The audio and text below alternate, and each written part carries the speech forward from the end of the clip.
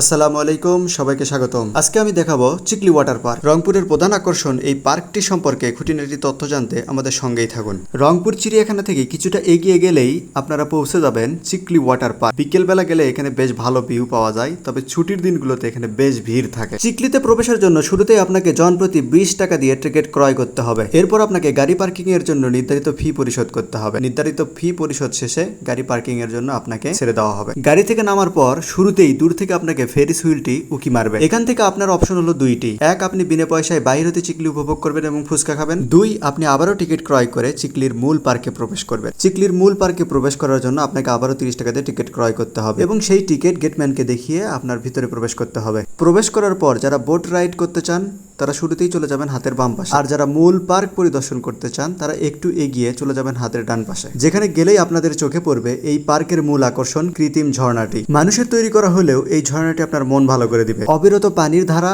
এবং এখান থেকে যে ভিউ আপনি দেখতে পাবেন তা দেখে সত্যি আপনার মন অনেক ভালো হয়ে যাবে। ঝর্ণা থেকে পানি পড়ছে আর সেই পানিতে রাখা আছে রং বেরঙের মাছ, যা আমার কাছে আরো অনেক বেশি ভালো লেগেছে। এরপর আপনি ঝর্ণা ছেড়ে যতই এগিয়ে যেতে থাকবেন একের পর এক মনোরম দৃশ্য আপনার দিকে ধরা দিবে। আমি আরো একটু সামনে এগোনোর পর দেখতে পেলাম ছোটখাটো একটি শোরুম এবং তার সামনে বসে এক ভাইয়া মাটির বিভিন্ন পাত্রে তার চিত্রশিল্প ফুটিয়ে তুলছিলেন। সেখান থেকে আরো কিছুটা এগিয়ে আমরা চলে গেলাম একদম ফেরিস হুইলের নিকটে। বিশাল বড় এই ফেরিস হুইলটি ধীরে ধীরে ঘুরতেছিল। আমরাও এটাতে ওঠার জন্য টিকিট সংগ্রহ করলাম। এটাতে রাইড করার জন্য প্রতি পিস টিকিটের মূল্য 100 টাকা। প্রতিটি বক্সে 4 জন করে উঠতে পারে। আমরা ছিলাম 8 জন, তাই আমাদের মধ্য থেকে 4 জনকে আগেই পাঠিয়ে দেওয়া হলো এবং তার পরের বক্সে আমি সহ 4 জন উঠে গেলাম। আমার সাথে ছিল রাব্বি, সাব্বির এবং রিমন। ফেরিস হুইলটি ধীরে ধীরে ঘোরার জন্য এর গতি খুব সহজে বোঝা যায় না, তবে খুব ধীরে ধীরে আপনি উপরে উঠতে থাকবেন। এই দৃশ্যটি দেখলে আপনার মনে হতেই পারে এটা কোনো বিমানবন্দরের রানওয়ে। এটা অবশ্য ঠিক যে উপর থেকে চিকলিকে একটা রানওয়েই মনে হয়। আমরা এখন এতটাই উপরে আছি যে আমার নিজেরও এখন ভয় লাগতেছে।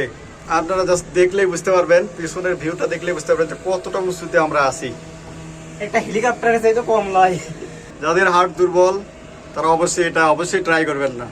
যাই হোক, লেকের ঢেউ খেলানো পানি দেখতে দেখতে আমরা নিচে নেমে গেলাম। রাতের ফেরিস হুইলে রং বেরঙের লাইট আপনাকে আরো মুগ্ধ করবে। চিকলিতে বিকেল বেলা যাওয়ার উদ্দেশ্য হলো যাতে আপনি চিকলিতে দিনের এবং রাতের উভয়ের দৃশ্য উপভোগ করতে পারেন। এই দৃশ্যটা দেখে নিশ্চয়ই অনুমান করতে পারছেন রাতে চিকলি কতটা সুন্দর হয়ে ওঠে। রাতের ঝর্ণা আপনার মনকে নিশ্চয়ই ছুঁয়ে ফেলবে, চোখের জ্যোতিও বেড়ে যেতে পারে। আমরা বোট রাইড করার জন্য এগিয়ে গেলাম। বোট রাইড করার জন্য শুরুতে আপনাকে 100 টাকা দিয়ে টিকিট সংগ্রহ করতে হবে। এরপর ফাঁকা যে কোনো বোটে আপনি উঠে যেতে পারবেন। সেখানেই আছে সুন্দর একটি পানির ফোয়ারা। সেই সাথে ফেরিস হুইলের সৌন্দর্যকে আরো ভালোভাবে ক্যাপচার করতে পারবেন। এই দৃশ্যটি দেখার পর আপনার সেখানেই কিছুক্ষণ দাঁড়িয়ে থাকতে ইচ্ছে করবে। বেরোনোর পথে এই লাইটিং গুলোর তো জবাব নেই। চিকলির মূল পার্ক থেকে বেরোবার এটাই সর্বশেষ ধাপ। কর্তৃপক্ষ সেখানেও কোনো প্রকার কমতি রাখেনি।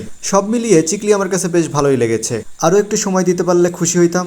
যাই হোক, দূর থেকে ফেরিস হুইলের এই দৃশ্য উপভোগ করে আমরা বাড়ির উদ্দেশ্যে রওনা। ভিডিও ভালো লাগলে লাইক, কমেন্ট এবং শেয়ার করতে অবশ্যই ভুলবেন না। সবাইকে ধন্যবাদ।